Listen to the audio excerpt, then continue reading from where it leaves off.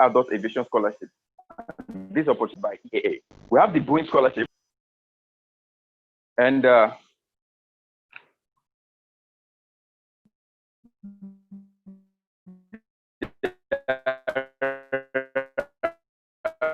more of these opportunities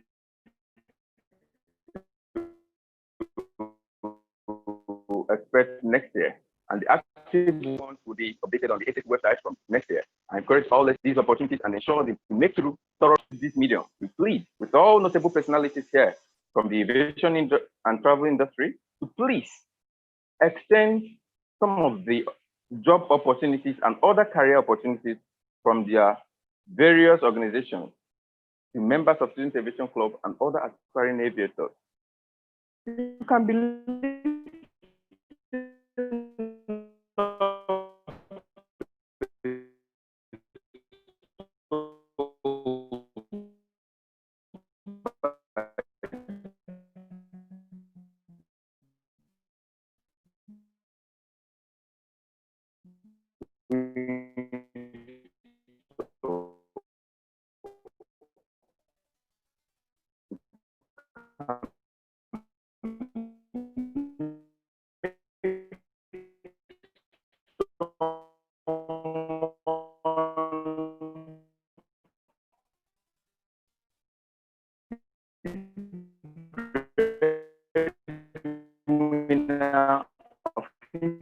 of her family by doing so. You can give someone these people, and you can also stop some of them. Please, let's join hands together. These young professionals. Always remember that today make this possible. I thank you. Give hope to the hope.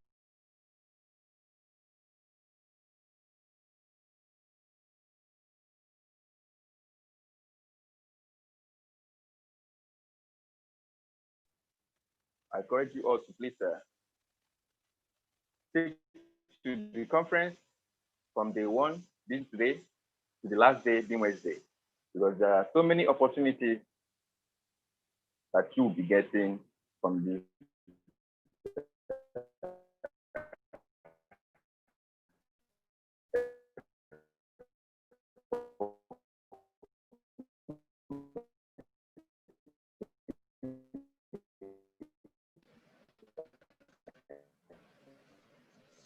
Okay.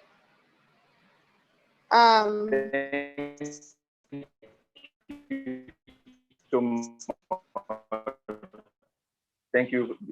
Thank you, the participants. Thank you, the professionals and hotel professionals out there. Thank you so much.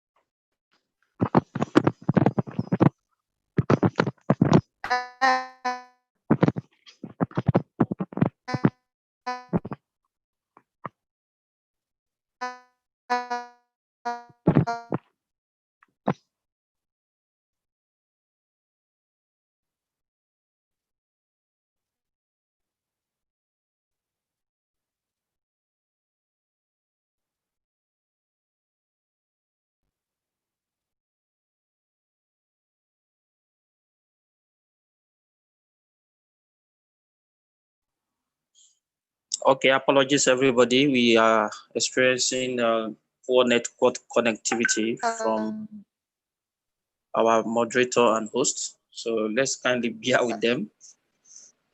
We all know internet penetration is a challenge in Africa. So please, let's stay connected and mentally connected to the event. Thank you.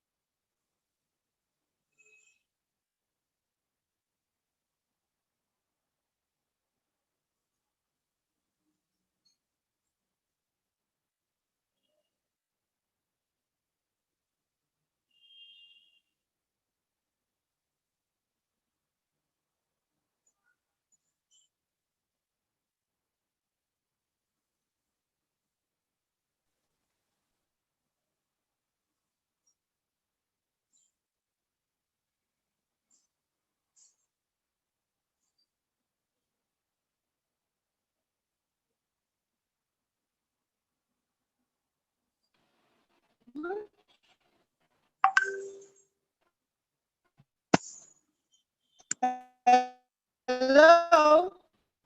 Yes, we can hear you. We can hear you. Sophia, please continue. Please go ahead.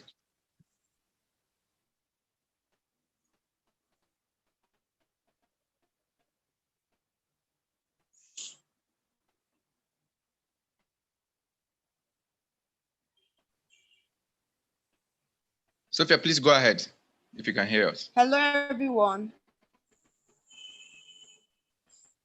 Hello, Okay. Sophia, go ahead, please. Obina, I would like to advise, if your network is better, you might want to go ahead with the moderating. Okay, sorry. Okay. Sophia. Yes.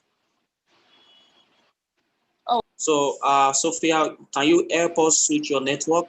Because definitely your network is not going to give us what we want today. So maybe Okay. you want to Obina. Okay, but can you hear me? You are actually going off and on. You are going off and on. So It breaks. Yes, exactly. Your voice breaks at intervals. Okay, but how is it now? Because I can see a strong network signal. Yeah, it's better now. You can go ahead, please. Okay, let me quickly drop this. But I would ask Obina and Captain, please. You can always come in for me, just in case my network starts wobbling again. So I said I would love to drop one or two information on the group before I bring in Mr. Chidozie to take over. I would love. We regret to announce that one of our speakers, in the person of Mr. Glenn, lost someone so dear to him earlier, late hours of yesterday, and so he won't be able to come up this morning. But he promised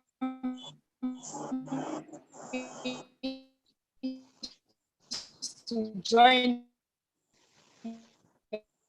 us. We still have 2 days more to go, so because the programs.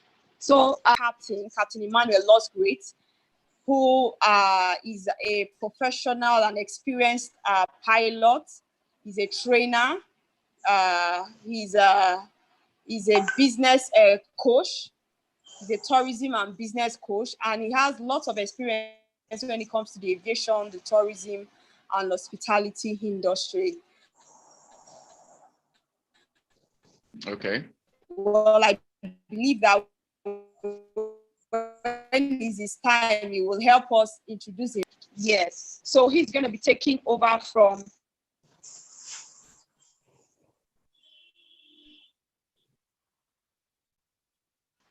is going to be standing in on behalf of Mr. Glenn. So now I will have panelists on. So Mr. Chop, Afri Traveler Blog, is a travel and tourism analyst or a consultant, content creator, I mean to say, a newspaper columnist, and in-flight magazine contributor. Is a passionate aviation lover. Chidozie, the founder of the African Aviation Group, a Facebook think tank group dedicated to Africa aviation. He's also the CEO of Afri Traveler, a trendy travel and tourism website for the severe traveler. Chidozie holds a master's degree in biomedical science and bioinformatics from the University of East London, United Kingdom. So I think that's just the few I can say about him.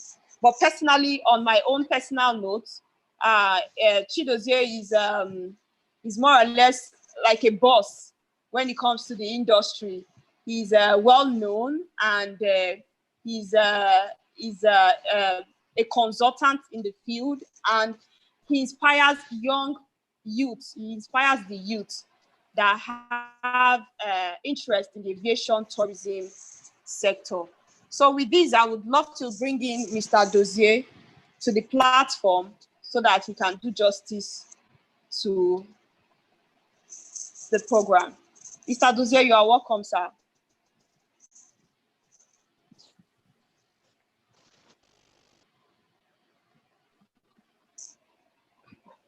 Hello, good morning, everyone. Can you hear me? Of course, we can hear you. Right. Yeah, good morning, Mr. President. Good morning. Thank you, Sophia, for that glowing tribute. Just like I did last week, did it again this morning. Now my head has swollen up. I'll need to get an anti-inflammatory drug to bring it down at the end of this conference. Thank you for that. All right. Good morning and welcome to the first day of this great international conference. Personally, it's an honor and a privilege to be moderating this conference. I'm not sure I deserve to be here, but you brought me on board. I'm hoping that I won't disappoint you. On behalf of the panelists and the other speakers on this conference, I'd like to say a very big thank you to SAC team, as well as women and guests in aviation team. I would like to particularly thank Sophia and Obina Hajunwa for the opportunity. I would like to thank them for making me wear a tie today. You can see I'm wearing a blue tie today. I'm not a tie person. Last time I wore a tie was 7 years ago at a friend's wedding. So thank you for making me wear a tie today. I appreciate that. But no problem. Now all of you have seen my tie. I have to remove it because the weather is still hot. Yeah, exactly. You can yank it off after the conference. Sorry, say it again. I said you can yank it off after the conference. Sure. All right. I like to appreciate this conference organizers in a special way because in the past few months there have been lots of conferences about aviation, airlines, travel, tourism, but they're mostly about airlines and the travel industry as a whole. But none has been dedicated to the youths, especially the African youths. I think this is the first conference dedicated entirely to African youth. So I appreciate Obina and Sophia and their team for this great privilege. It's an opportunity that African youths haven't had in the past few months. You understand? So I'd like to appreciate them for this initiative. It's a one initiative too many out there. So Sophia and Obina, I appreciate your effort in organizing this conference.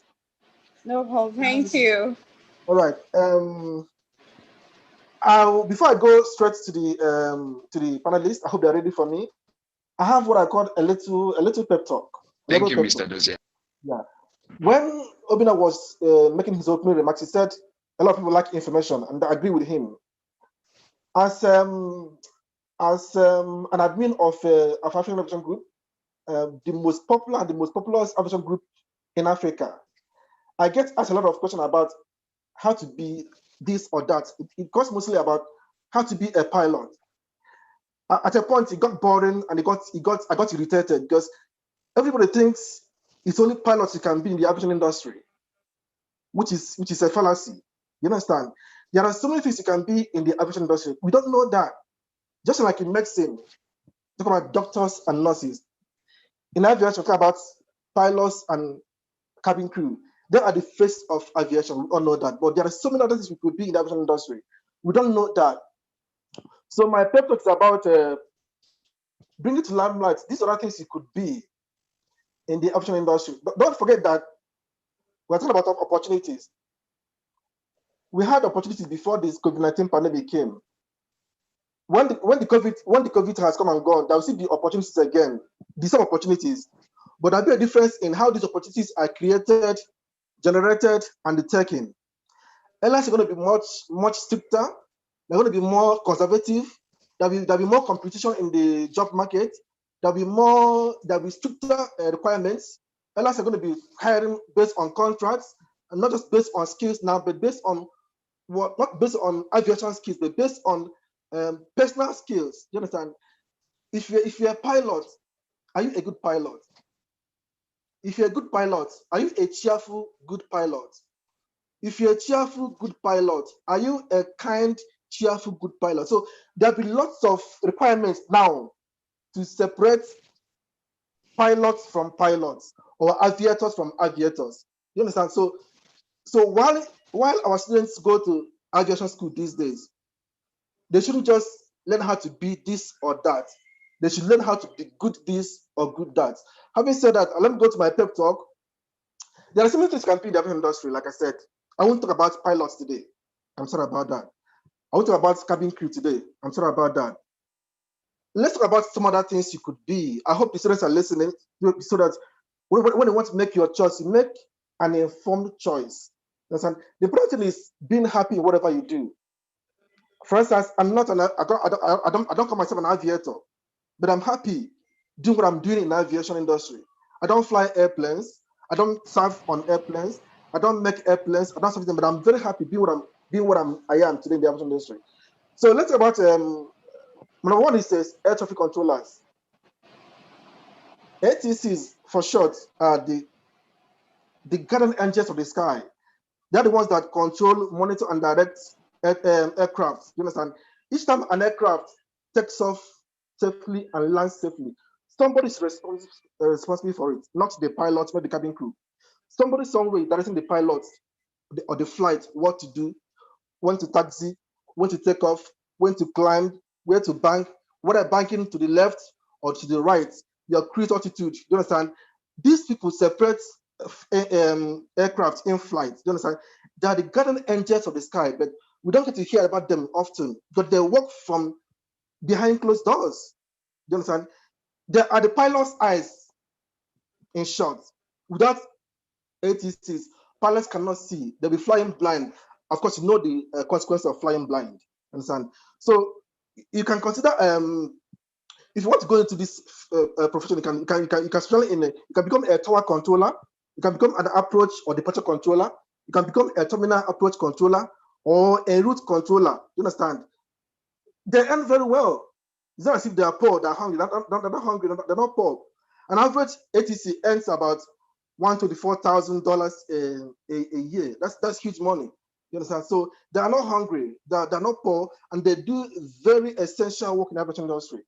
So with that having said that, let me go straight to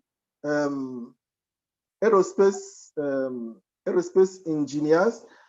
Interestingly, one of us or two of us are aerospace engineers. Sophia is an aerospace engineer, and one of the panelists, Becker Kwame, is an aerospace engineer. So these are people that, if you don't make the aircraft, pilots will not fly them. These are the guys that make the aircraft. They design, they build, and make these aircraft. There are big men out there. You don't get to see them. They work from behind closed doors, sometimes from underground facilities. But they make these aircraft before you can fly them. There are two branches of aerospace engineering. You have aeronautical engineers, and then have astronautical engineers. Aeronautical engineers are the ones that design and build aircraft that fly within the earth. Then have the astronautical engineers those that design space aircraft like satellites and rockets. You understand? These are big men. They earn a lot. So you need to understand that apart from pilots and cabin crew, there are so many other things you could be in the aviation industry. You can become an aircraft. Hello, I'm not seeing my slides. Hello, are you there? Hello, can you hear me? Hello? Hello, can you hear me? I can't see my slides up. Of course, we can hear you, Mr. Chidoze. Yes, but I can't see my slides you. up. Is there a problem? My Okay, slides, moderators. Okay, that's fine. Yeah. That's fine. Not a problem. Not a problem. Not a problem. Let me go ahead with the slides. You can also become an aircraft and avionics engineer. These are the guys that repair aircraft and perform scheduled maintenance. Aircraft mechanics diagnose and mechanical and electrical problems on the aircraft. They replace defective parts, ensure the placement parts meet safety standards, and test aircraft parts using diagnostic equipment. These guys, like you have in the automobile industry, when an aircraft has been built, is flown by a pilot, if something goes wrong, these guys work on the aircraft to make sure it goes back to the air safe and sound. I'm rushing this because of time and network constraints. We also have flight dispatchers. Flight dispatchers are, you could call them ground pilots. They're usually employed by an airline, and are heavily involved in pre-planning of the flight to ensure the safety of the trip. They review the plane's crew, monitor the plane in flight, and the focus on maximizing efficiency. A flight dispatcher has the responsibility of conducting a thorough research in order to create the flight plan for the pilot. The basics of the flight plan will include the flight plan routes, altitudes, airports, maximum weight, and the other important variables. A flight dispatcher also does a great deal of research on the weather conditions. Full flight plans typically includes weather reports, weather condition, alternative airports in case of inclement weather, and the other pertinent meteorological factors. Apart from these responsibilities I have enumerated, they also consider the fuel. They must calculate not only how much fuel is needed to reach the flight destination, but how much fuel is needed the plane needs to get to its next stop. There are anywhere to they add up to more than $30,000 per annum, not as much as the engineers or the pilots or the cabin crew, but they earn a lot. They're not hungry. That they did a decent job. You understand? Apart from this, there are other things you could. There are so many other things you could do in the aviation industry. You can become a power plant mechanic. You can become an aviation meteorologist. You can become a ground operations manager. You can become an aircraft fueler or ramp operator or an information system specialist. You can become a radio room operator or a cargo and baggage handler. And most importantly, you can just become a passenger like me and enjoy the ride while it lasts. With that, that was my little pep talk. I would like to go straight to the moderator, sorry, the panelists now. I have, in the absence of Glenn Logan, Captain Emmanuel is standing in for him. I have Ivana Alvarez Marshall. I also have Kwame Bekoy from Ghana. Let me, I don't know if Marshall is ready, Ivana is ready for me. In the spirit of the ladies first, I'd like to go to Ivana Marshall and let's see what she has for us. Hello, Ivana, are you ready?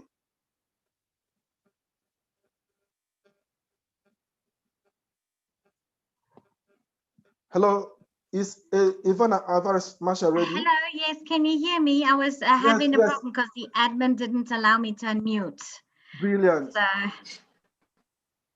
can you hear me now? We can hear you now. Of course, we can hear you. That's great. Thank you so much for having me, and thank you for that wonderful pep talk.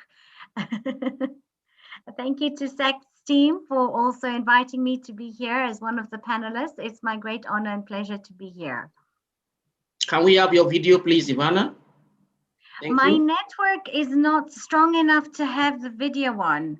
Otherwise, it'll be breaking in and out. Okay, please go ahead. Sure.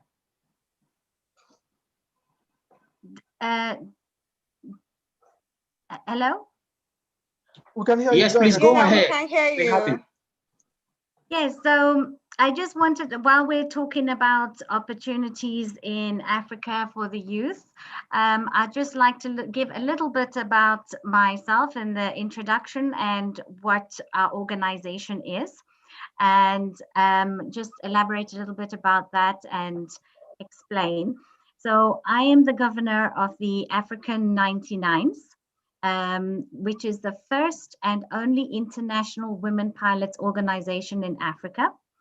The 99s were set up in 1929 by Amelia Earhart. And since then, unfortunately, there was no African section, and we only set it up about 2 years ago. So we're celebrating our 2nd anniversary, and the 99s are celebrating their 91st anniversary. We have 6,000 members in 44 countries. Since the African section set up, we now have 33 members of women pilots in 18 countries in Africa. Our aim and goal is to promote more youth in aviation, especially girls, and encourage women. And we, at this point in time, are promoting STEM for girls and boys, the youth, but we only taking on people who have a student pilot's license, the girls, commercial pilot license or private pilot license. because we're still trying to raise funds to do the grassroots programs. But there will be grassroots programs at some point. 99s also provides scholarships for student pilots, private pilot license, and commercial pilot license. There is a whole process that one has to undergo. And last year we held one of the first International Women Pilots Conference on the African continent. And in 2022, we will be holding the first largest one in Rwanda. The aim of this conference is to encourage more youth, especially females, to join. And it's all about exchange. You're learning from other international pilots because it's an international organization. So we'll be having pilots from all over the world. It's a social and educational benefits to the youth and to the girls. And it's basically a mentorship and an educational process as well. So raising awareness, as Chirzi was talking about, it's not only just about flying. There are different departments and avenues in aviation. Like he mentioned, the air traffic control, there's firefighters, there's meteorologists, there's human performance, doctors. There's a wide variety, flight dispatchers. So it's not only about the piloting industry. And as you know, COVID has hit our industry quite badly. And my one thing I keep telling the youth is you must have a backup plan, because these days, you know, pilots are pilots, and gone are the days where you could work through a whole career and then not have any problems. But you always don't know if your medical is going to get pulled, or you have a medical problem, or in this case, there's layoffs and job prospects. And last year, the ICAO were talking about a global shortage of pilots. And as much as the aviation industry is hit now, I still believe that there will come in time, because recently there have been a lot of the expertise pilots being laid off, and the ones that are out there are taking their place. But then we're still going to need those first officers. We're still going to need the younger pilots to come up as well. So there is always going to be this turn, and there will come a point where we will recover. It will take time, but it will happen. And first, do your degrees, get your education, and then come on board in terms of aviation and, you know, your flying licenses or other licenses that you're looking at, aviation management and stuff like that. I pass it back to you.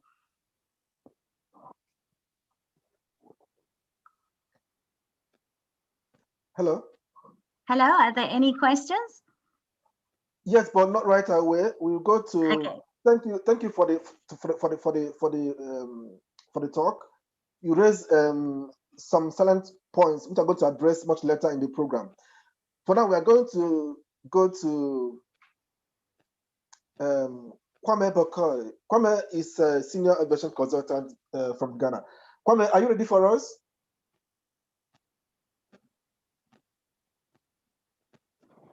Hello, Kwame, are you there? No, can you hear me? Okay, excellent. Sorry, my line was muted, I think. So hello, nice to meet you all. It's a pleasure to be here. My name is Kwame Biko, and I'm an aeronautical engineer and an aviation executive in the industry, having spent some time working with some of the largest aviation consortiums in the world. I spent about 10 years with Airbus. I originally started my career as an engineer, actually designing the wings of some of the narrow body aircraft. And following that, I moved on to work in sales and marketing in the same division, and then had a real specialism and focus on the African region for mainly West and Central Africa. And subsequent to that, I moved on to GE, working for the aircraft leasing division. And essentially GE, the company under GE, which is called GCAS, is the largest owner of aircraft in the world, with a fleet of over 1,500 aircraft. So I spent a good 4 years managing the fleet of aircraft that we had in the African region. So I'm, really excited to be here and look forward to further deliberation and engagement as we proceed. Thank you very much. Okay, thank you, Kwame. We have lots of questions for you, but not right away. Let me go to Captain Emmanuel, who is standing in for Mr. Glenn. Captain Emmanuel is a pilot and a trainer. One of the men I respect so much in Nigeria. Youth, I would have said a youth like me, but I'm no more a youth. So, Emmanuel, what do you have for us this morning? Okay, good morning, everyone, from wherever you're connecting. And it's a pleasure to be standing in for Mr. Glenn Logan this morning. Captain Emmanuel Great is my name. And unfortunately, I was looking out to hear from Mr. Glenn Logan this morning. He's a very good friend online, and he's very, very passionate about aviation. So when Sophia told me that Mr. Glenn was going to be on this panel today, I was looking out for that. Sorry to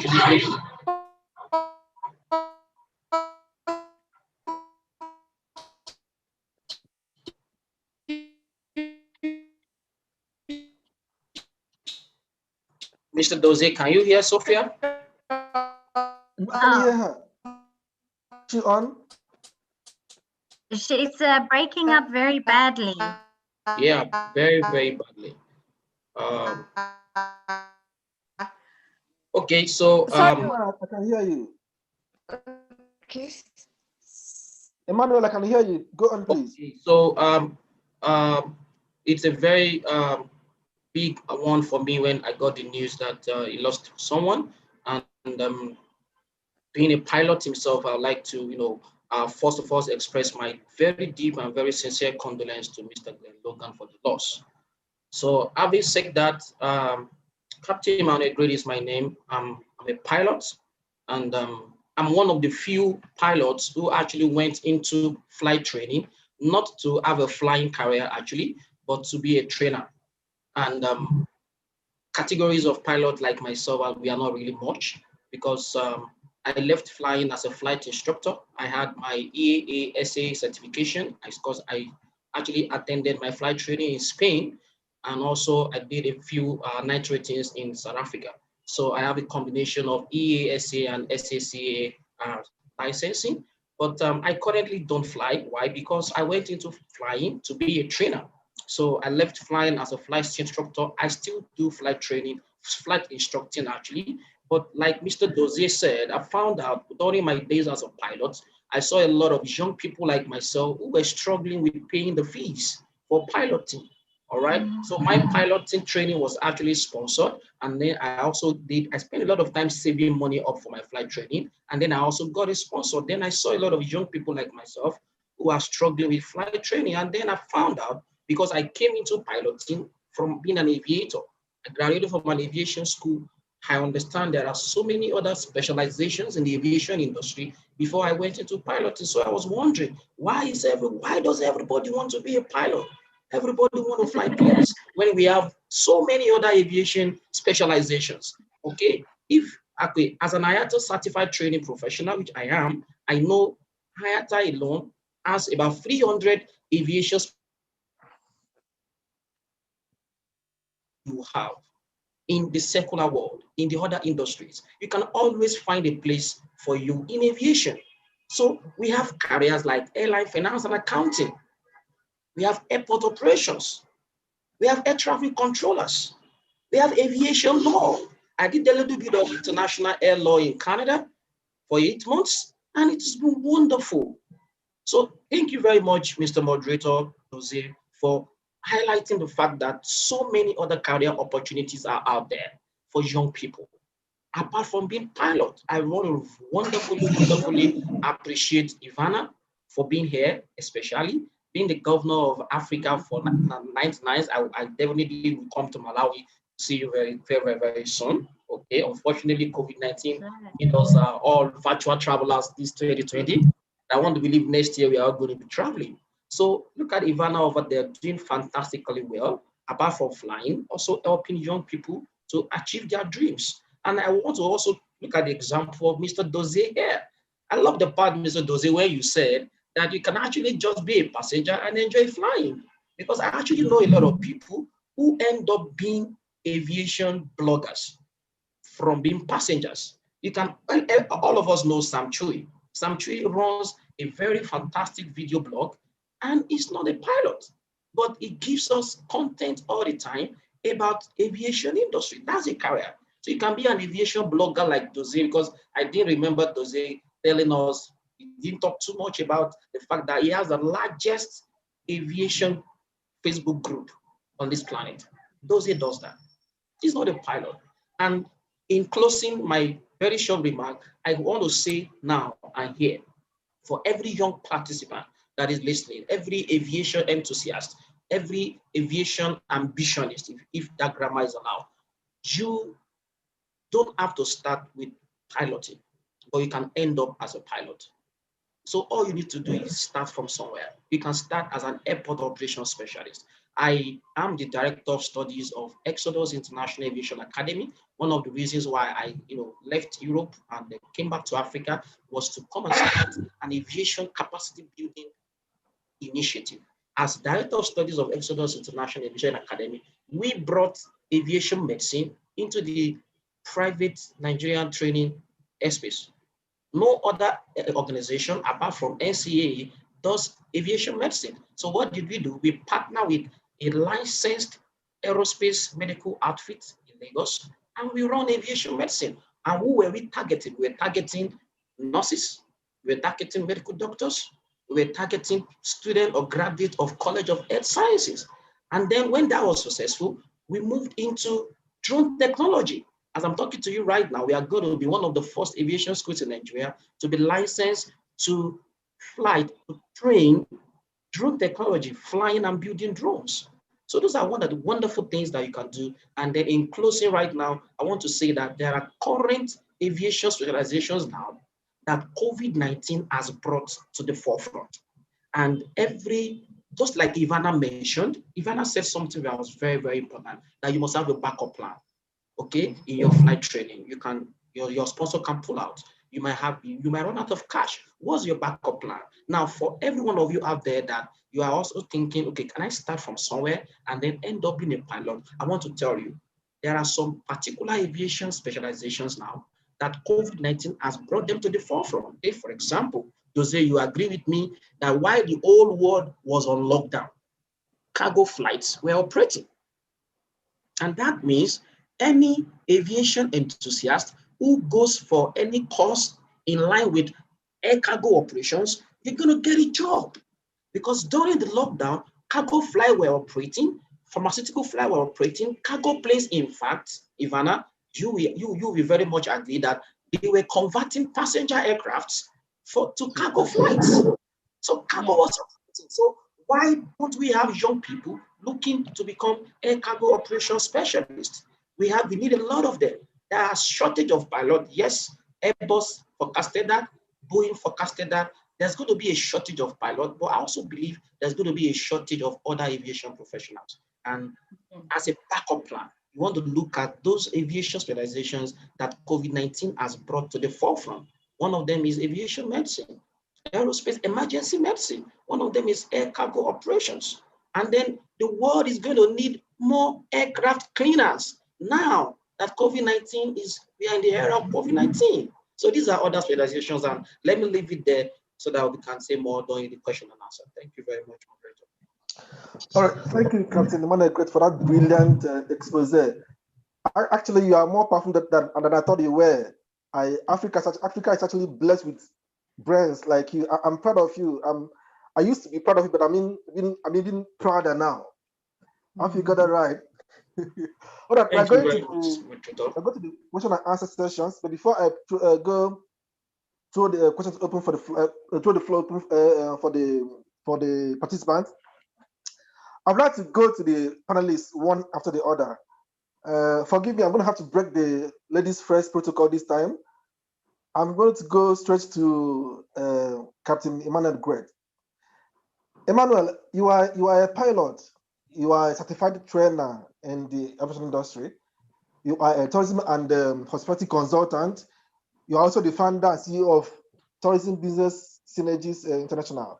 You are full of experience. You have a lot of experience, which not many young African young men have. While you were talking, you mentioned something that struck me personally in a special way. He said you went to school not to fly aeroplane, but to help people, to teach people to fly aeroplane. Not many pilots can say that. Most pilots who end up in the flight school are those who couldn't get job as airline pilots. But you went to school just to learn how to fly in order to teach other people how to fly. That's very commendable and that's very interesting. Now, as a trainer, I'm sure you work closely with students, perhaps student pilots or student aviators. You also work with prospective aviators. You are very close to them. You feel their pulse. I'm going to have to ask you, in the past few months since the pandemic, since the outbreak of the pandemic, what do you think they are thinking with respect to being able to achieve their aviation dreams? Are there the students you've been talking to? Are they bullish? Are they optimistic or pessimistic? Are they courageous? Do they have this hope of becoming aviators sometime in the future? Have they lost hope? Do they still want to pursue their aviation dreams? What do you think? What are they telling you? Thank you very much, Mr. Doze, for that very inspiring question. Very, very important question because unfortunately, COVID-19 brought a lot of realities to the forefront. And Mr. Doze, I must say very well, and thank God we have fantastic aviation professionals here. A lot of young aviation enthusiasts, many are not really into the aviation thing because of the passion. We only have a few who are coming for the passion. And that might be shocking. The truth of the matter is that a lot of our young people see aviation as a wealthy profession where you can make a lot of money, especially in Africa. Because during the lockdown, I found out that many young people were losing hope about flying. Because during the lockdown, Ivana, you know, airlines were rolling out and turning down and releasing pilots. In one day, I think Emirates actually let off about 1,000 or 900 pilots. And then the feedback I'm getting from young people is like, wow, what's going to happen? Everything you promised. I have a student who told me and said, Captain, everything you promised us about aviation is not working. And I told that person, listen up, the aviation industry always recovers from all kind of recession or all manner of disasters. This is not the first time that aviation is bouncing back. Take, for example, nobody believed that the North American aviation was going to survive the 9/11 incident.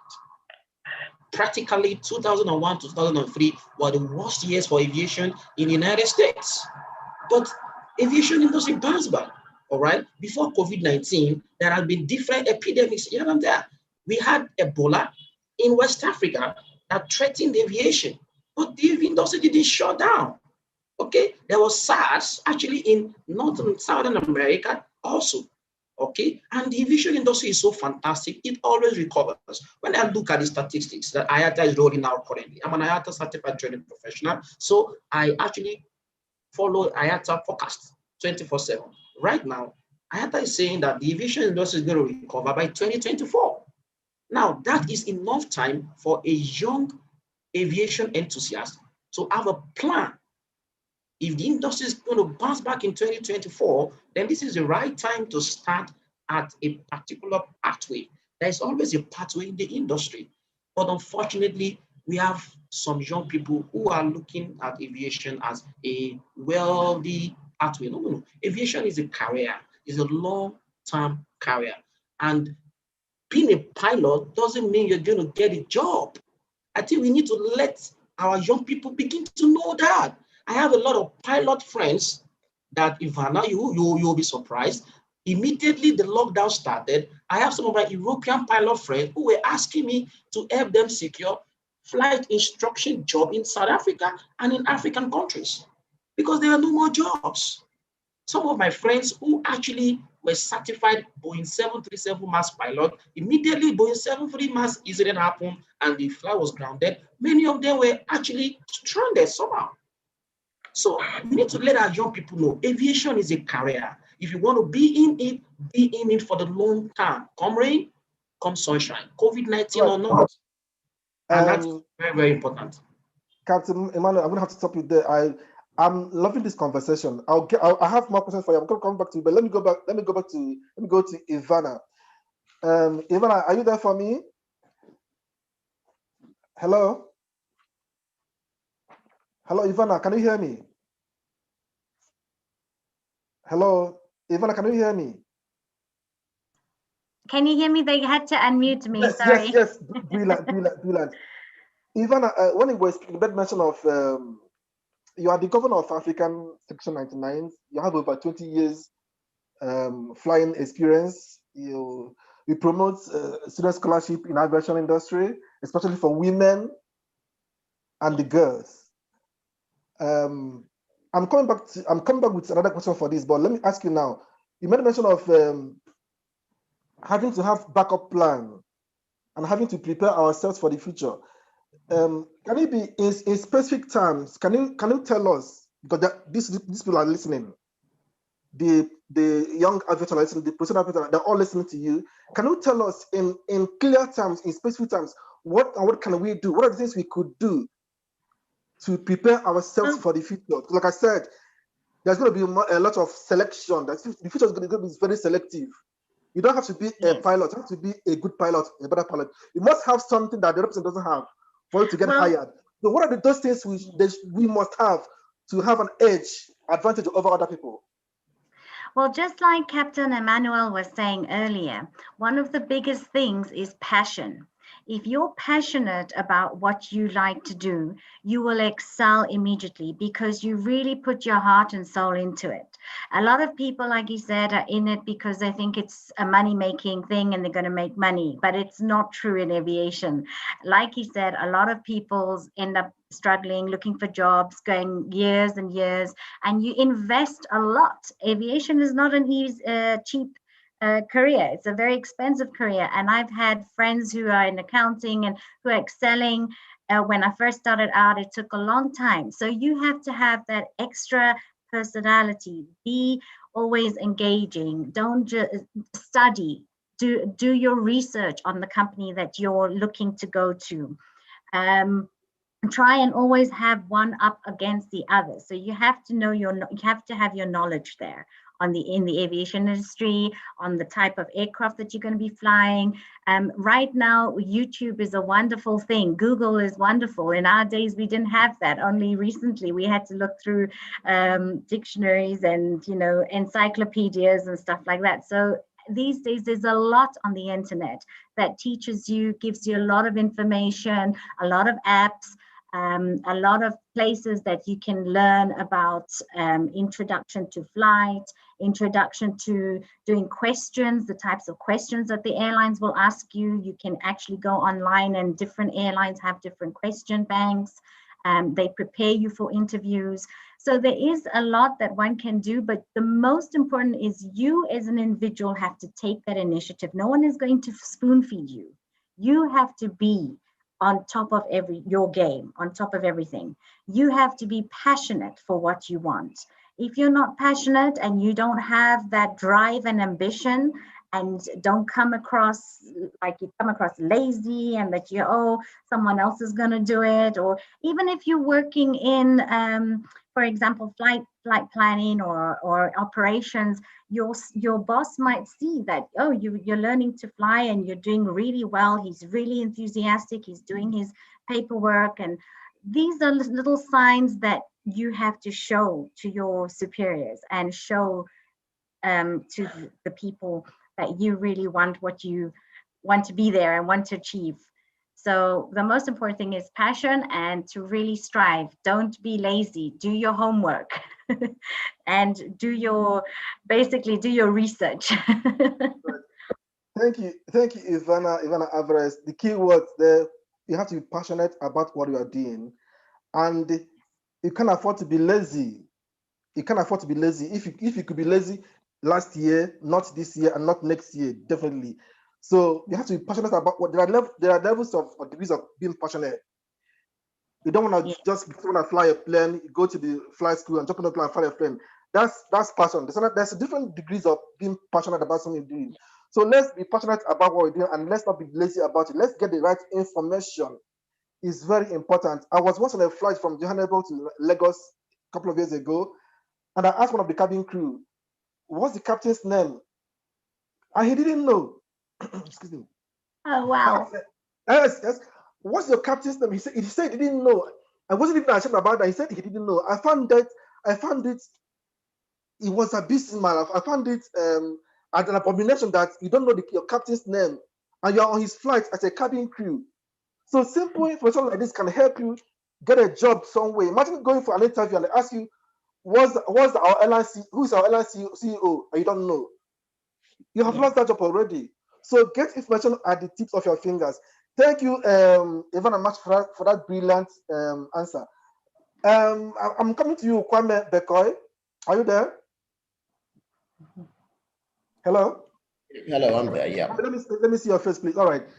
Kwame, the first time we met was sometime last year at Addison Bleak. Do you remember that? Oh, right. Okay. At Aviation Leadership Conference organized by Aviation South Africa in Ikeja. Yes. But when I first saw you, the impression was that of diligence, that of hard work, that of passion. You're one of the few African young men that are passionate about aviation. I must commend you for that, and I love your energy. The energy you brought to the table that day was something else. So I've never forgotten that energy you brought to the table that day. So I have always rated you based on the energy I saw in you that day, and I'm sure you still have that energy even as we speak. You are a senior aviation consultant. You are an aerospace engineer. You've demonstrated a lot of track record in the aviation industry. You are an award winner. You've received the much touted MIPAD 100 award. You are a receiver of the Image 40 award and the Under 40 leader for aviation in Ghana. Most importantly, you have worked for Airbus and the JCAS, which are two of the biggest aerospace industries in the world. The third is Boeing. Now, I know you don't work for Airbus anymore, but I'm going to ask this question based on your resident knowledge of Airbus and Airbus operations. Airbus has finally permeated into the African market. They have taken a lot from Africa. A lot of African airlines these days fly Airbus, even brand new Airbus aircraft. I want to know, how is Airbus giving back to Africa with respect to youth formation? Do they have any program that encourages African youth to pursue their aviation dreams, especially in the context of COVID-19 pandemic? Comment. Excellent. Thank you very much for the introduction and your kind words. Really appreciate that. And, sort of as you mentioned, I did spend time with Airbus up until recently, in fact, up until last month, at which point, I've decided to go a bit more independent and, really just focus on the new direction and really just look to the future at, aviation and the opportunities here within the region in the current, position or status at which we are in. And as you've mentioned, Airbus has had growing presence in the African continent over the past, I would say, decade or two. And over that period, I had seen them growing in their presence, in their emphasis in terms of capacity building, in terms of making sure that, upon aircraft sales or transactions, there is sufficient training, there is sufficient oversight and support given to the airlines. And for me, I believe that as that grows, that will that's also something that will that they'll also press forward with and enlarge. Because I think something that I usually tell people is Africa is really coming from a very low base. I mean, only 2% of Africans make up the global ASKs globally, so that's a very small percentage. But yet, we're one of the largest land masses in the world, 54 different countries. Intra-Africa travel is extremely low. It's, you know, around 10-15%. Whereas in a bloc like in the EU, it's up to 60-70%.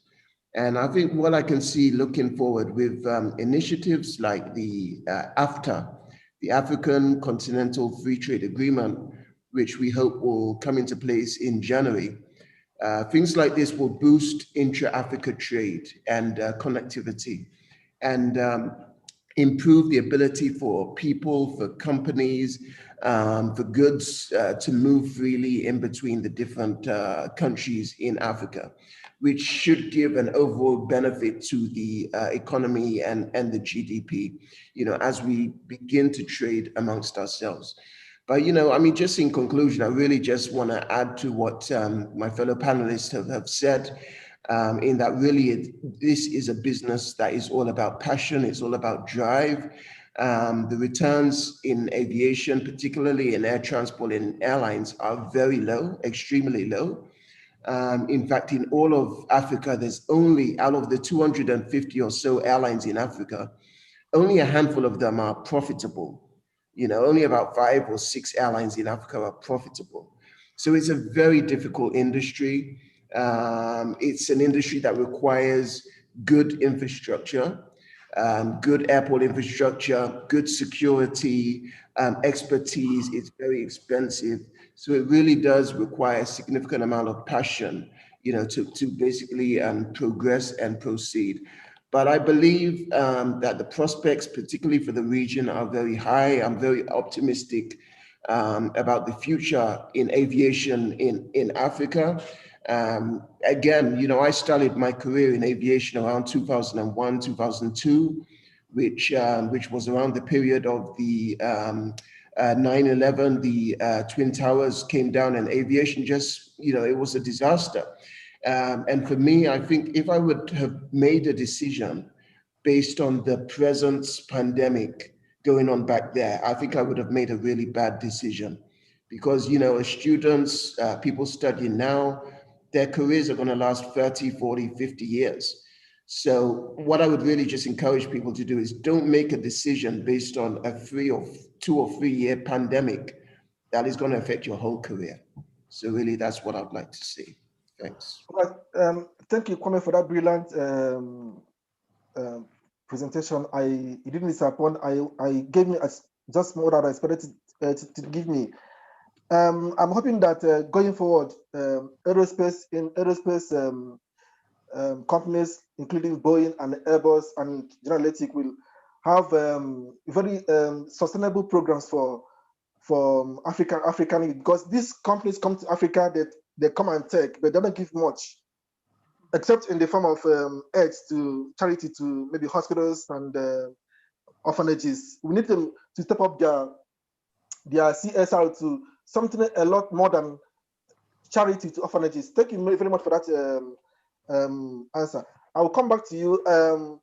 I will soon throw the floor open for general questions, but let me go back to the participants, panelists one more time, perhaps 2-3 minutes before I throw the floor open for more questions. I'm coming to you, Evara. You've been working with Africa Section 99. Can you hear me, Evara? Yes, I can hear you. Yes, you've been working with African Section 99 as the governor, which is no mean feat. You help to promote scholarship. You even award students opportunities to do their further education, perhaps their first degree, second degree, and even PhD. That's very excellent. As an admin of African Aviation Group on Facebook, I get this question a lot. There's a very important challenge that prospective aviators face, whether they want to become pilots or cabin crew or flight dispatchers or aerospace engineers. That's a challenge of funding. It's very, very important. Almost every day people ask me, how do I get funding? Some ask me for loan, some ask me for scholarship. Unfortunately, I can't provide scholarship. I can't provide loan for everybody. So you've been there for the past 20 years. You were also a student some maybe 22 or 25 years ago. So how do we overcome this challenge of funding? How did you overcome your own funding challenge? And then tell us how we can, what can we do to overcome this funding challenge? And if there are opportunities out there for scholarships, how do we benefit from them? Yes, so I personally had to fund myself. I was working and funding myself. I was also lucky that my parents were also able to take loans and help me to fund my own aviation career. But in Africa, there's not enough companies, airlines, organizations who are providing this financial help. And I think it's about time that the airlines organizations do step up. The banks do give loans, which they're very hesitant to do. But in terms of scholarships, there are not many aviation companies or organizations in Africa doing the scholarships. And most of the time you'll see in Europe and in the far East and the West, like Europe, USA, they do give scholarships. There's a lot of opportunities out there for degrees and PhDs, but in Africa, there's very, very few. So as part of the 99s, it's being an international organization, we do provide that. For now, unfortunately, it's only for women because we are a women organization. But like I said, I'm still trying to partner with organizations and airlines to start the grassroots programs. Once we start the grassroots program, this will help boys and girls to go from right from the ab initio programs for piloting or engineering, that sort of thing. But we are still looking for funding for that. But in the meantime, we do give to those who are ready student pilots or commercial pilots who want to do a night rating or instrument rating or a private pilot license. The 99s do offer that. There is a process. You have to go and apply. And you can look at that on the 99s website or the african99s.com website. We provide all the information there. But funding is a very, very big thing. The financial aspect, you know, in aviation, like we've all said, Kwame and Captain Emmanuel mentioned that, you know, you invest a lot, but your returns is very low, very little. And it takes a long time to achieve your results in aviation. So you have to be extremely passionate, but we are having funding issues, financial issues in Africa. All right, thank you, Alvarez, for that piece of information. For those of you who would like to join the 99s, African 99s, she's giving you the contacts, the website address. So as soon as this conference is over, you race to that website and register and become a member of the platform, and then from there they get some information. You might even be lucky enough to get something as big as scholarship opportunities. Not, like she said, not many opportunities out there for scholarship. So if you have this one, have to grab it. I mean, by all means. Thank you, Alvarez. I'm coming to you again, Kwame, before I go to Captain Emmanuel. Hello, Kwame. Hello. Let's talk a bit about the airlines. The truth is that the airlines are the soul of the aviation industry. If there are no airlines, then there's no aviation. Whoever that is going to the aviation school to become a pilot is because they want to fly for an airline. Those that want to become cabin crew because they want to fly for an airline. Those that want to become aerospace engineers, those that want to become aircraft engineers, dispatchers, because they all hope to fly or work for these airlines. If the airlines are not there, then there's no aviation industry. So I'm going to have to ask you, according to International Aviation Authority, global airlines are going to lose up to $386 billion due to the pandemic. About 30 billion of that figure is going to be lost by airlines in Africa. And there are lots of jobs, like millions of jobs are going to be lost. About 3.5 million of those jobs will be lost in Africa alone. And right now, the outlook is not looking very good. The outlook is not looking very good. It is gloomy. So I'm going to have to ask you, what do you think these airlines can do, especially in the African context, to help them recover from the pandemic? Excellent. Very, very good question. And I think it's very crucial, particularly in a time like this. Hello? Because if you look at Europe, can you hear me? Yes, I can hear you. If you look at Europe, America, Asia, and Australia, you can see that government is coming to their aids. European governments are bailing out their airlines. The same thing applies to American airlines. The same thing in the Middle East. But I haven't heard of any African government trying to bail out its airlines. So they're basically on their own. So what do you think they can do to survive this pandemic? Because if they don't survive, all our dreams to fly for them is in vain. Comment. Yes, very, very good question, and thank you very much for that. And it's something that, you're right, it really needs to be looked at. I mean, I've spent a good 10 plus years studying airlines in this region with a strong focus on airlines in Nigeria. And I must say that, even if the pandemic didn't come, many airlines would have failed because the business plans, the fundamental business plans of many airlines don't stack up. Unfortunately, over the past 15 years, we've seen airlines come and go, from the Nigeria Airways, Air Midwest, Bellevue, the list can go on and on. And in fact, when you look at the statistics, what you actually notice is that the average life of an airline, particularly in this region, is about 5 to 6 years. So, if an airline on average lasts about 5 years and then it goes bankrupt, you need to start asking yourself the question of what is causing this level of bankruptcy. And, I like to really address the issue at the foundational level. What does it take to make an airline profitable and sustainable? And for me, it always starts with infrastructure. Infrastructure is so key. It's very important. If I just take the market in Nigeria, since many people on the line are based in Nigeria, Nigeria is made up of about 21 different airports. But I think the fact of the matter is there's only a handful of them that are fully functional, that are 24 hours a day. You have challenges with many airports with regards to runway lighting, simple things like this, which means that an aircraft can only operate during daylight hours. And, if an airport is only operating, say, like 10, 11 hours a day, it limits the amount of time by which you can spread the operating costs over that aircraft in the given month or in the given year. So your average aircraft utilization becomes very low.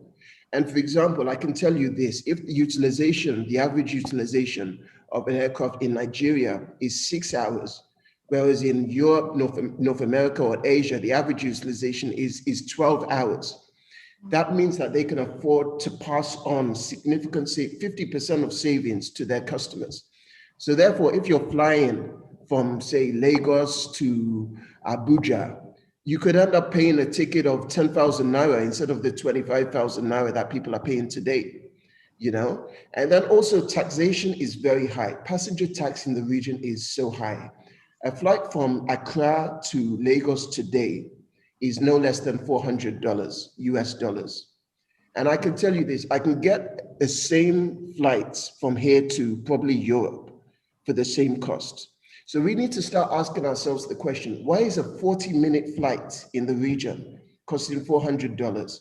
Whereas in North America, you can find a 40-minute flight for about $20 or even less. And how does that encourage people to fly? Your average, sort of working class person in Nigeria, how many people can afford that level of ticket?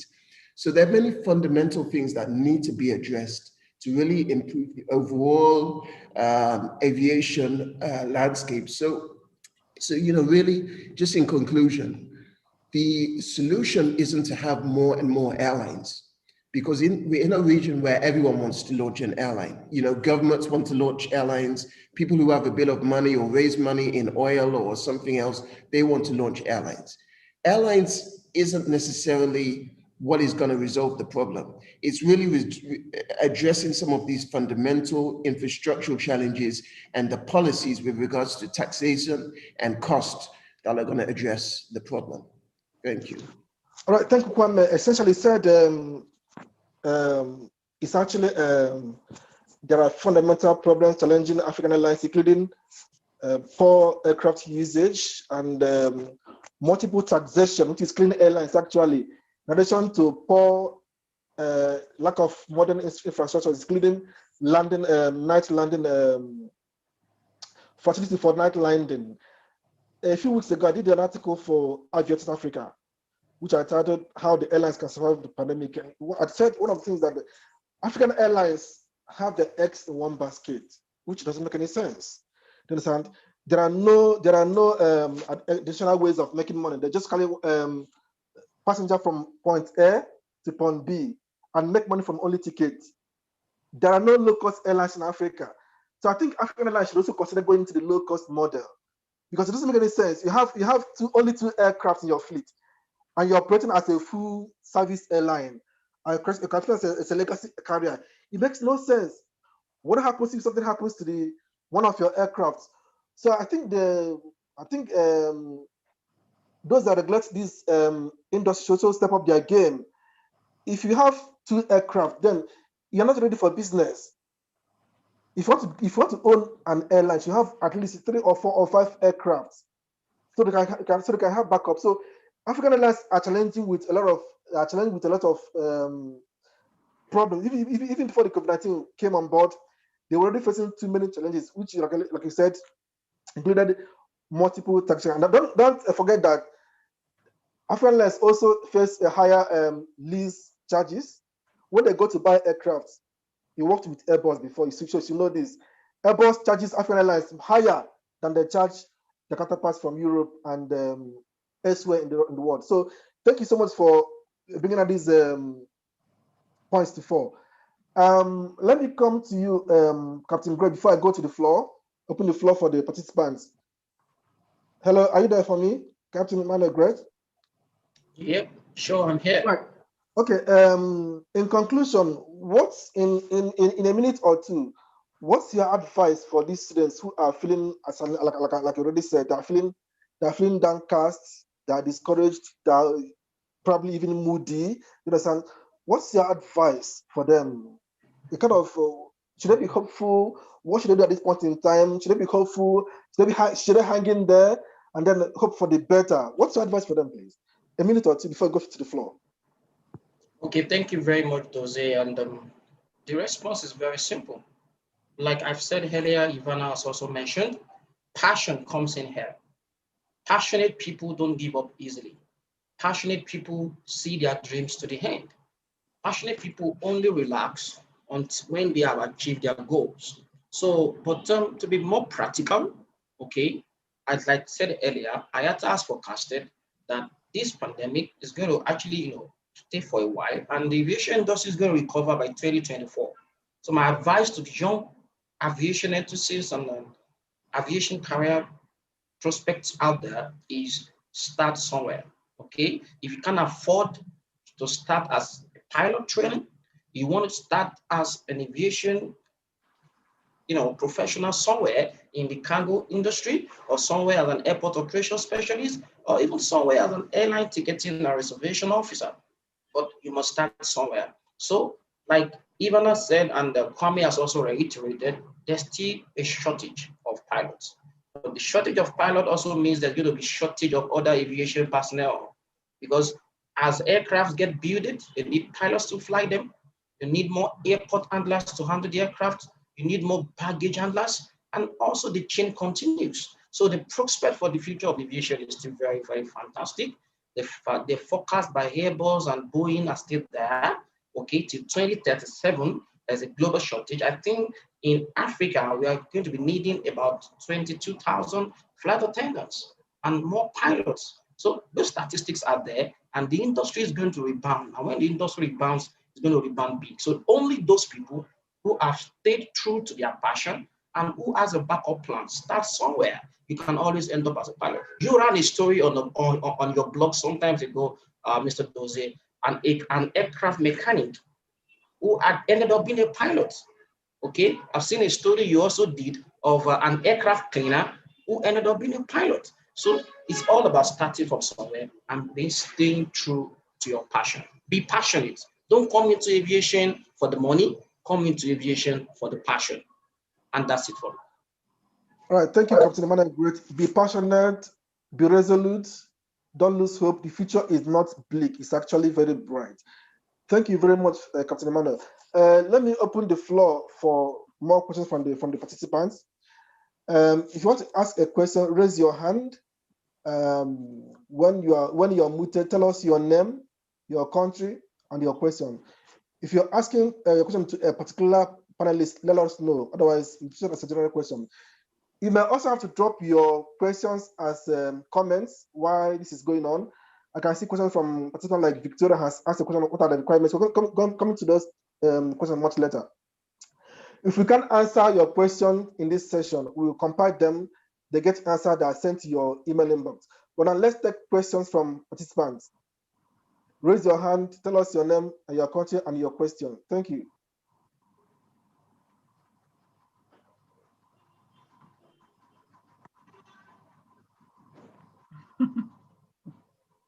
Nobody has questions for us. They do. They're dropping them in the as chat messages. Okay, there is a question in the chat room. Yes. And I think that's for me. How do I set the chat room, right? Yes. Okay, let me take this question while we go to others. Salami Emmanuel is asking, what's the job, what's the work of an airport operations specialist? And very, very fantastic question.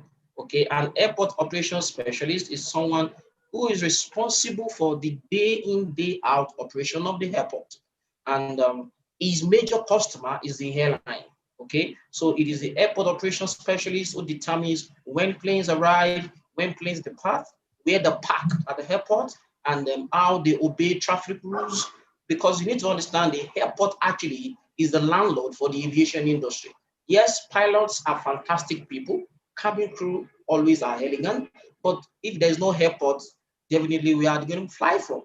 So the airport operations specialist is the one who takes care of the landing areas, the movable areas, the maneuvering areas, and also is also responsible for the three major components of the airport. Now, there are three of them. The first one is the airside. Okay, so the airside is where all aeronautical activities happen and is where the planes are parked. You also have the terminal. So the terminal is where you have all the passenger operations, passenger facilitation, check-in procedures, baggage control, security, and other control agencies are there in the terminal. And the third aspect of the airport is obviously the land side. So that's where you have the car park, the entry, the access point to the airport. So these three aspects of the airport needs airport operations staff that are trained at my aviation school, Exodus National Aviation Academy, and the TBS Aviation Institute. We train airport operations and management. So when you finish this training, you can end up in any of the three major components of the airport, either on the land side or on the terminal or at the air side. So you can now start that, get employed by an airport operation authority like FAN in Nigeria or like SACA in South Africa, and then from there you can work your way to becoming a pilot. And that's it for me. All right, thank you, Emmanuel, for that brilliant answer. I can see there are two hands up there. Please, can you unmute them?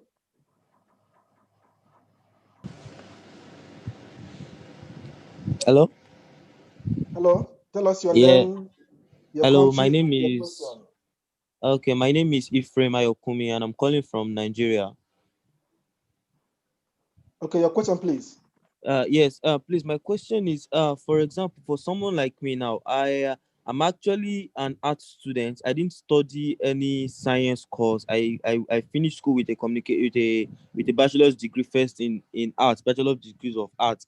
And for someone like me, if I'm actually going to come into the aviation industry, most of what has actually been spoken about earlier on, everything, I feel like most of them are actually talking about stuff that have to do with engineering, air traffic controller, aerospace, flight dispatcher that needs to check in on weather, like someone that studied geography or stuff like that.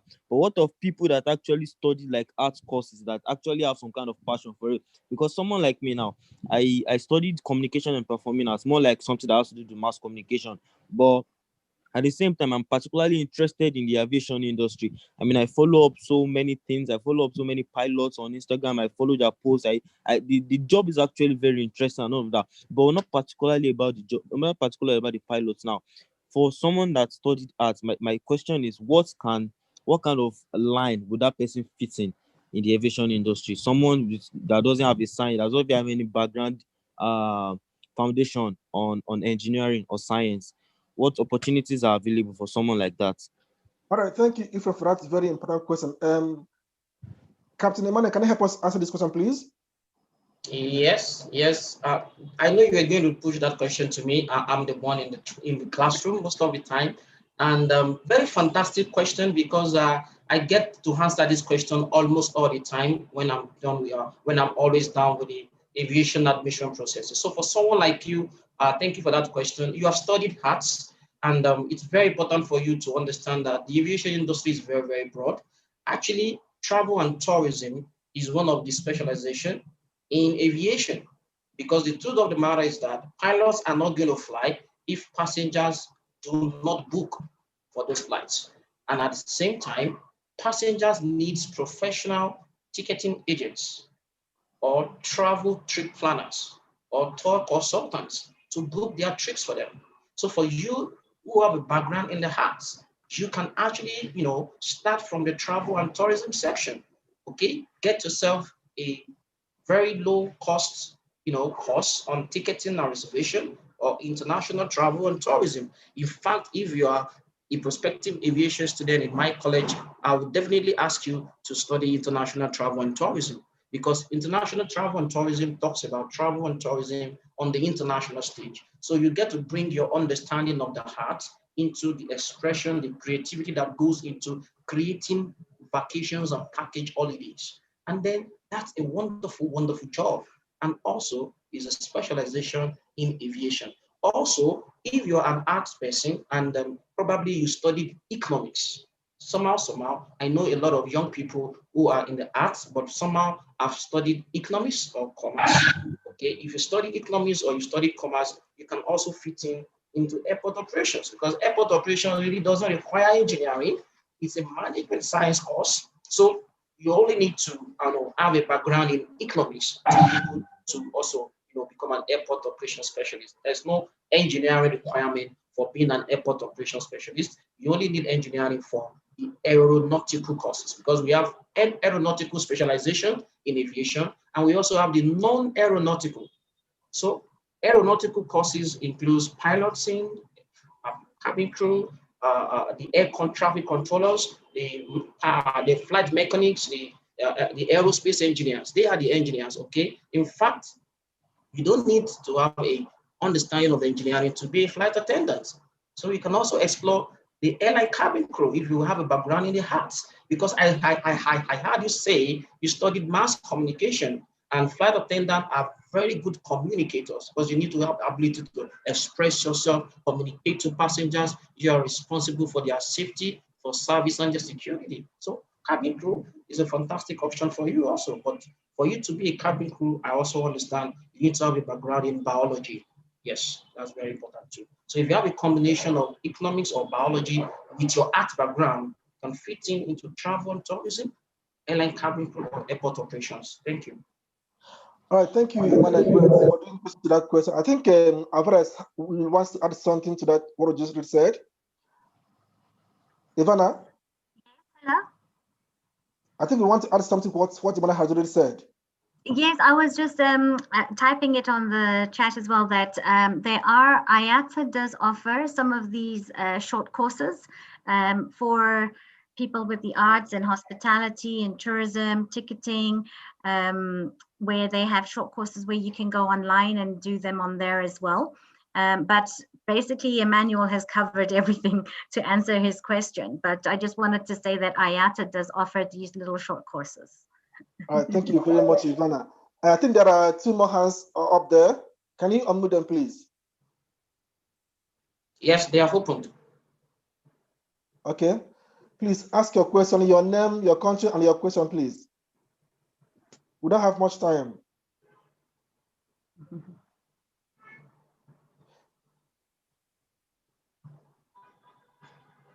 I think there are a few more questions in the chat box. Yes, sorry. Yes, this is Ephraim again. This is Ephraim Ayokumi here. The one that asked about the arts stuff. Also, one thing I've actually noticed, then I also want to maybe put it out here as a question at the same time, or probably your views on it. Another thing I've actually noticed, most flight attendants are usually female. most of the time. So is that like a kind of what's the word? Is it stereotype, or I don't know?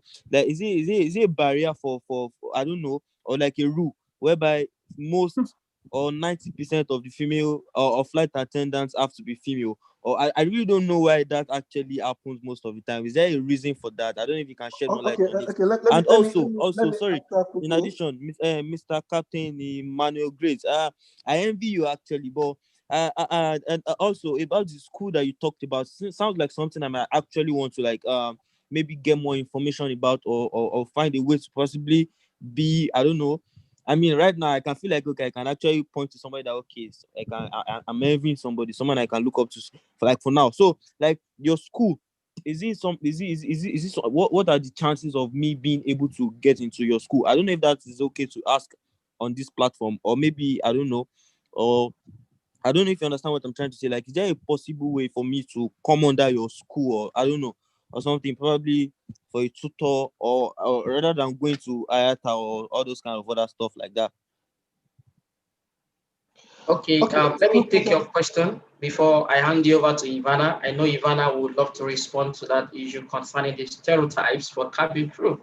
So I'll leave that for Ivana. But yes, because of time, what I'll do for you is I'll drop my contact in the chat room. Definitely, all the courses I mentioned are available in my Aviation Trainings Institute, and you can always reach out to me. All I need to have is your WIEC result. I want to know. So I'll drop my contact for you in the chat room for everybody who want to contact me about their chances in the aviation industry. So Ivana, you have the floor. Thank you. Regarding your question about air hostesses, it's not always female. They do take males, and there are a lot of pursers, they're called pursers, on flights. It's depending on airline requirements, but they do have senior pursers or pursers on flights. So it's not only for females. You are able to become a purser on the flights. Okay, let me add one or two things to that. Can you hear me, Ephraim? You might want to go and read the history of cabin crew. They started having cabin crew during, I think, World War I or World War II, when they started off as nurses. I know most nurses are female. It was even more so during the maybe 50 or 60 years ago when we had World War I and World War II. So most cabin crew started off as nurses that were almost mainly female. That's why it's as if that most cabin crew are nurses. There are airlines that most airlines employ male and female cabin crew, but there are only a few airlines out there that employ strictly female cabin crew. I don't know what the reasons are. The main one is Ethiopian Airlines, which is the largest airline in Africa. They employ only female cabin crew. They don't employ male cabin crew. I don't know what the reasons are, but most airlines, even airlines in the Middle East, employ male. So there's no stereotype. You can be anything you want to be. Being a male in Nigeria and Africa, almost every airline, except ET, every airline out there employ male cabin crew, female cabin crew. But you should know that women tend to be more cheerful. They tend to smile more than men. So that's one of the reasons why female are employed more than men. But if you are good looking, if you know your own news, then it's not a chance of being employed as a male cabin crew. So give it a shot. Any more questions, please? Yeah, Mr. Doze, we have more questions in the chat room also. To read them out. Someone said about flight dispatcher or something. Yep. I saw one on flight dispatcher. Yep, and I was hoping Mr. Kwame can take us on that. Can you help us answer that question? Yes, thank you. Sorry, what's the question, please? Could you repeat it? Hello? How can someone become a flight dispatcher? That's the question. The requirements to become a flight dispatcher. Right. Okay. Well, I think, I mean, not to go into the details, I think just generally, whatever it is you want to become, it takes really just understanding, doing the research. And I think this is something we said, everything is on Google these days, everything is on Google, on YouTube, with regards to what it takes, with regards to the qualifications that are required. People are generally, approachable on, social media, LinkedIn, for example, people who are in such positions or within the airlines. So, really what I would say is whatever it is you want to become within the industry, I would just, look at the internet, look at what is available and try and target your career towards that direction. I think the gentleman who said he was, an arts major, were into arts, one of the things that just came to mind actually was branding, because airline is all about managing customers and customer interfacing, and branding is very key. So be it branding of the actual airline, the paint or livery schemes, or even in-flight entertainment and magazines and things like that. So I think there are many different areas of people who are in the creatives, who are not necessarily technically orientated, to get involved in aviation. All right, thank you, Kwame. Let me add something to the question about flight dispatch or dispatching. If I don't know who asked me, if you're on Facebook, join us on Facebook, African Aviation Group. We have a program called Ask the Aviator, where we feature aviators. They come and talk about certain phenomena, certain profession or career in the aviation industry. We featured a flight dispatcher. Actually, we featured flight dispatchers. They've spoken about how to become a flight dispatcher, who is a flight dispatcher, the requirements, how much does a flight dispatcher earn, what does a flight dispatcher do, what do they not do. So join us on Facebook, and we have, there's a whole lot of in that group. These have been treated in that group. So if you're on Facebook, join us and have access to that wealth of information. Thank you very much for the question. I don't know if I have any more questions in the chat box. Yeah, sorry, let me cut in. Yes, we have questions in the chat box. Just let me cut in with more specifics concerning flight dispatcher. So it's very, very important that you know every requirement that you need academically to be a pilot, to be an air traffic controller, to be an aerospace engineer, you might also need to be a flight dispatcher. So, and that means if at the O levels, you may have to pass geography, you may have to pass physics, mathematics. Very, very important, because I remember very well that during my days in ground school as a student pilot, we had the same ground school with flight dispatchers. We had the same ground school curriculum with flight mechanics and aerospace engineers. So physics, mathematics, and geography, in case there's anyone out there who's looking at the subject combination for being a flight dispatcher. Very, very important. And then we have some other questions in the chat room. Do you want me to take them, Mr. Moderator, yes, or you? I don't know if we're allowed to overshoot to 12 p.m. We have a few more questions to attend to. Please, can you do that, Chukwuma Chioma's question, please? What's her question? Chukwuma Chioma. She's asking a question. I don't know what she's talking about. Before we round off. Let's quickly attend to the remaining questions before we round off. Can you hear me, Manuel? Yes, I can. Please, let's attend to unmuted. I think she dropped a question in the chat box. Okay, yes. Baggage handler is a course in the aviation industry. That's from Azaka Jeremiah. Yes, we have baggage handlers, and they are responsible for handling of baggage to make sure that baggage is not misrouted, mishandled, or doesn't get damaged. Okay, because those are the three major issues with baggage.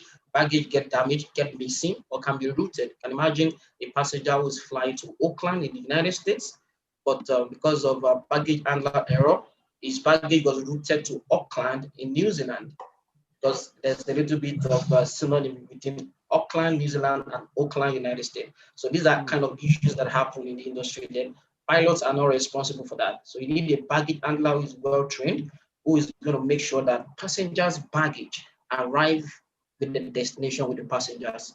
Very, very, very important. And I have another question here about, okay, someone is saying that he wants Ivana to kind of roll out a CV again. I think the person network has a little problem. So Ivana, people want to know who you are. So maybe you should talk a little bit about yourself again. Sure. I am a pilot myself. I've flown for 20 years. I've been flying for 20 years. I'm also a flight instructor. I work for a private bank in Malawi, and I'm the governor of the African Section 99s and founder of the African Section 99s. And that's really pretty much sums it up. But they can read more about my profile on the website. I did write it on there on the african99s.com. It explains more in detail about how I got into flying, my passion, and all that. Because of time constraints, I don't want to bust the time constraints. Okay, Ivana, before you go, let me ask you one question. I'm sure they're wondering, are you Yes. African? I am fifth generation African.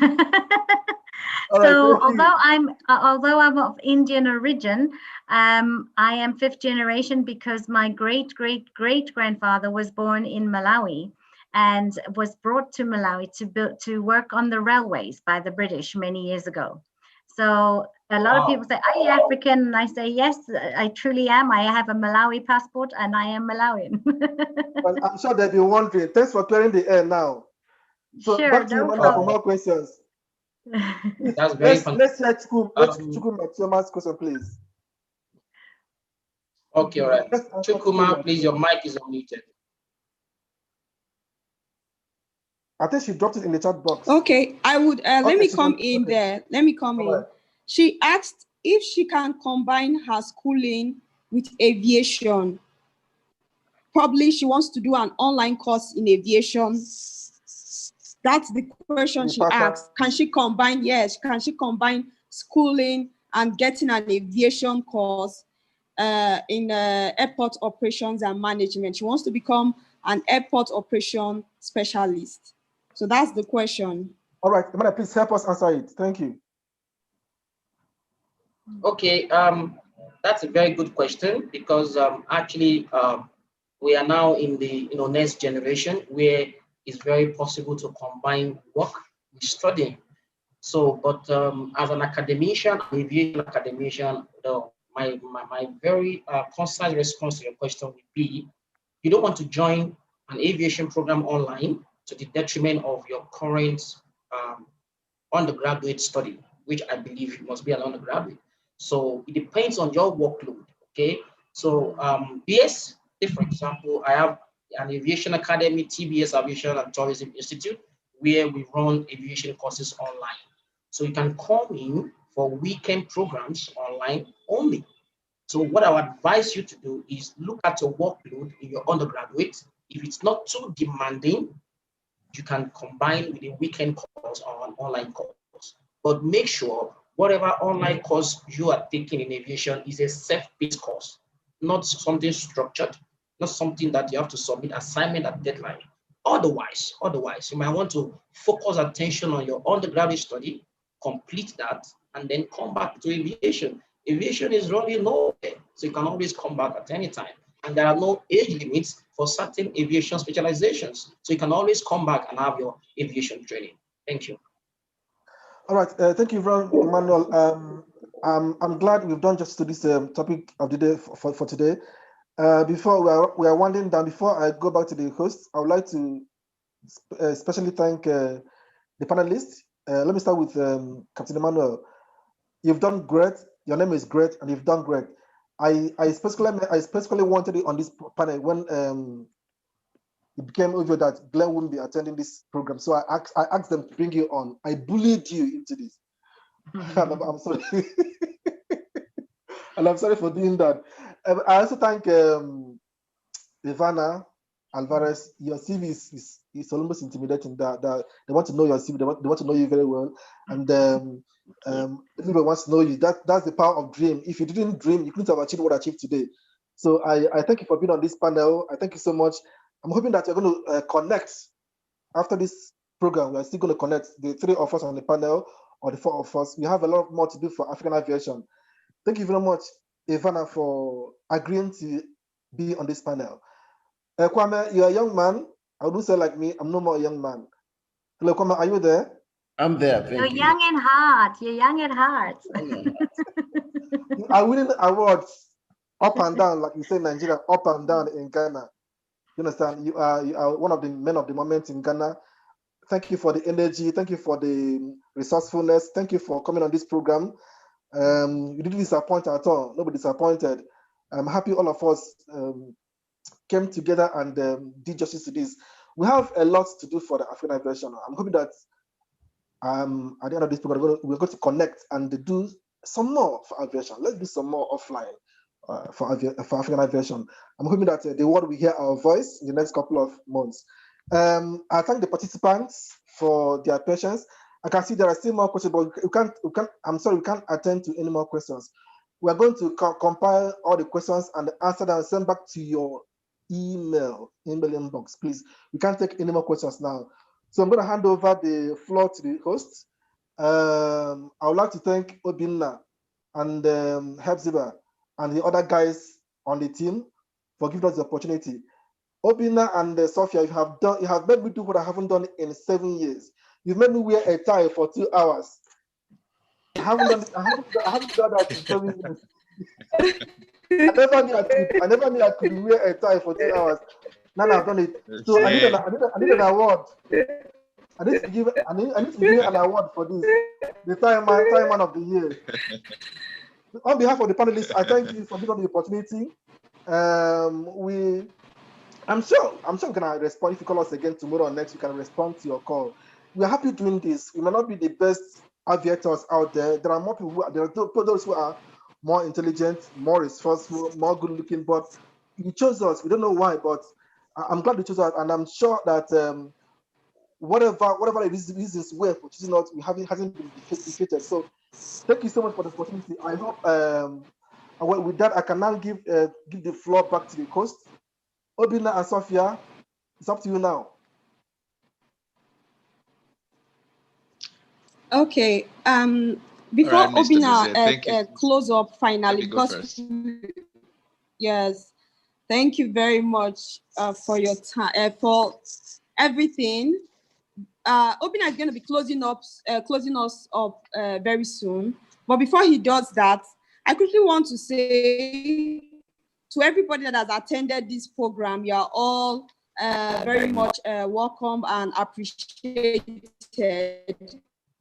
To our speakers, we appreciate you and we love you so much. Thank you for your time. Also want to for those of us that want to go to any aviation school or want to take any aviation career, our speakers are out here. They are always here. You can always ask us. We will send you their email addresses or where to actually get them to talk with them.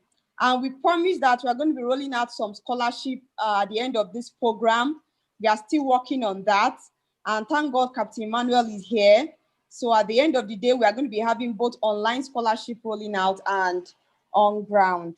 So thank you very much. We have some speakers here. I hope everybody, you are hearing me, please. I hope you are hearing me. Yes, we can hear you, Sophia.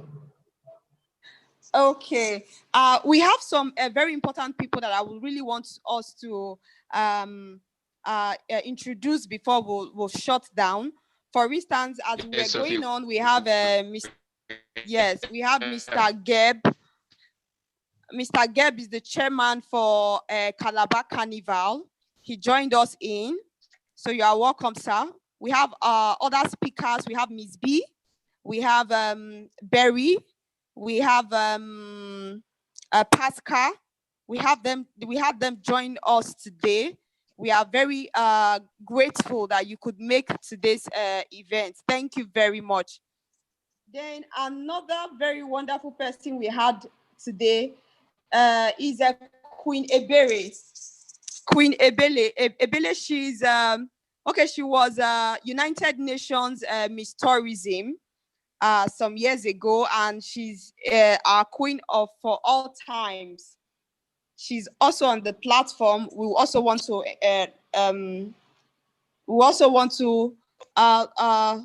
introduce her. We want to tell her that we love her and thank you for joining us. So thank you very much. Thank you for the recognition. Thanks a lot. It was great being here. Thank you.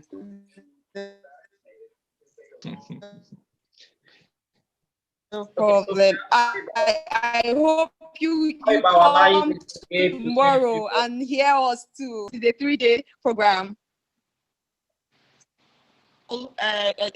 Please.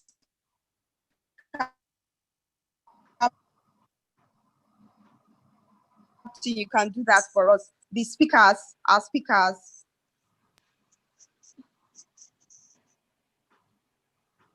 Please, yes, let them unmute their mics so that they can say something. Yes, sir. All right. Okay, so Mr. Gabe. Hello, guys. Great SAC team. I am honored to be here. Welcome, sir. Captain Emmanuel, Ivana, Chidoze, Obina, you guys have blown my today. I've learned so much. And I pray tomorrow will be as exciting. And I can't wait to fly in my dream because I've gone. Best wishes with my team. We thank you for the honor of having us here. See you tomorrow. Thank you so much. Yes, you're welcome, sir. Okay, let's have Miss B. Hello, thank you so much. It's been great. I think, Captain, you always deliver, so I'm not going to say I'm surprised. So it's been great. Thank you. So we all look forward to the remaining 2 days. And Ivana, I think all of us are dreaming of flying with all that presentation. So, and I have many young girls that, I'm sure they will be applying soon. Thank you so much. So we look forward to it. And Sophia Obina, well done. Great team. Thank you so much. Okay, Pascal, are you there?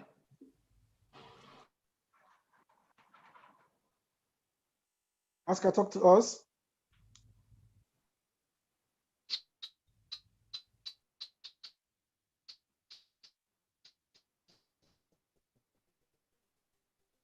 I think he's muted and he can't unmute. Pascal, please unmute yourself, please. Okay, please. Okay. Good morning, everyone. I quite appreciate the organizer for coming up with this kind of event. It's a youth gathering and youth platform where we discuss about the three industry: aviation, tourism, and hospitality. I'm learning and I've heard so much about the aviation industry. Seriously, Captain, I've done a fantastic job, and my other panelists, they've really dealt with the industry very well. So I quite appreciate everyone, and I'm looking towards tomorrow for my section, which is my industry, tourism, and hopefully I'm going to try to give my best, just to do justice to any question being answered. So thank you so much, and I really appreciate you all. Thank you. Thank you. Captain, I think the last person is Barry. Barry, you should help us unmute her too. Right. She's part of the speakers.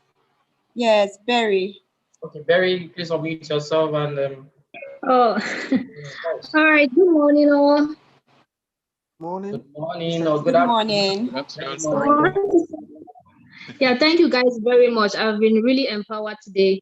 You've said the bye-bye. I hope we can keep up tomorrow. It's been very good. I've learned a lot. So thank you, Captain Ivana and Kwame and Chidze. So thank you guys very much. And thank you, Sophie, for the opportunity. Thank you. Okay, with all of that, we are shutting down now. Thank you, Captain, once again for hosting us and for adapting to the changes, the last minute changes. Thank you very much. Thank you, Mr. Chidozie, for doing justice as the moderator. Thank you, Ivana. Thank you, Kwame. Thank you. Thank you for being here. Thank you for the speaker, you everyone. I believe that the future is bright and there are lots of projects, their future unveils as the future rolls out. Thank you very much, everybody.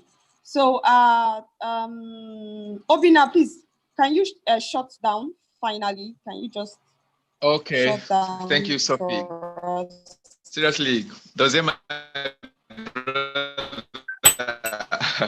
I really, really appreciate you. I really, Thank you, really sir. appreciate you. Captain Emmanuel, Ivana, everyone.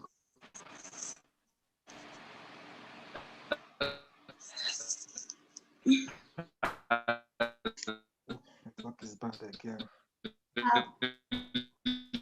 It's cut out. Made this a huge success.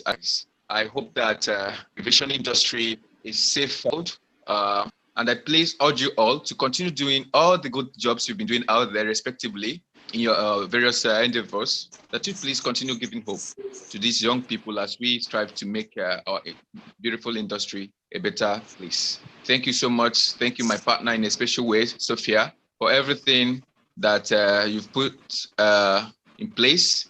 I can remember how many times you broke down the process, and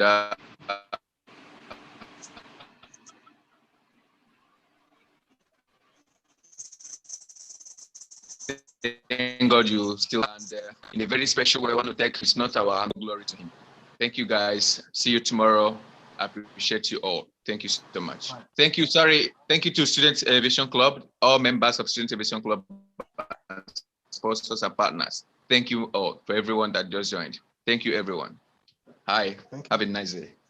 You too. Thank you. Bye, everyone. So we can. Bye. Yes. Bye-bye. Thank you. Bye. Bye. Okay, I'm going to stay back here to compile all the questions that we didn't have time to take. So, Okay. and being the host of. Yeah, please, Captain, take note of the very first question that came in. I think we kind of missed that. The very first question that came. Just take note of that, please. Not a problem. I'm your host. I'll do the housekeeping for everybody. Oh. Yeah, the word is in heaven.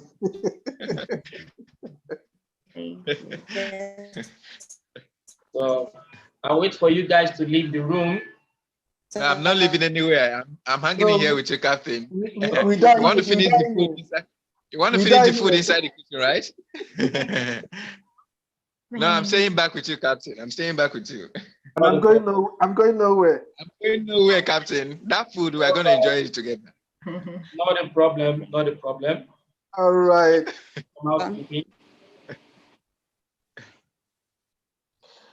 Please, Captain, encourage them to join us in the African Aviation Club Facebook, please. Okay, yes, please. Very, very important. Mr. Dozie, can you quickly drop the Facebook group, the name on the chat room? African Aviation Group. Okay. There's only one African Aviation Group. Yes, the one and only. That's right. I trust you, Mr. Dozie. I trust you. Thank you, Vina. Thank you very much, every one of you. Mr. Dozie, you were very fantastic today with your moderating. And, you blew my mind. At short notice. Actually, I wanted you to be on the panel for some reason, because I wanted somebody that works with students, somebody that feeds their pen and their pause, and it came in handy. I'm glad this thing went the way it went. If you weren't there, I would have been sad if you weren't on the panel. Yeah. They say everything happens for a reason. Yes, it does. Glenn pulled that and he pulled in, and it was fantastic. Exactly. Thank you very much. I really appreciate it. Right. Tomorrow then. I wish you can moderate tomorrow's session too, because I haven't recovered from this one.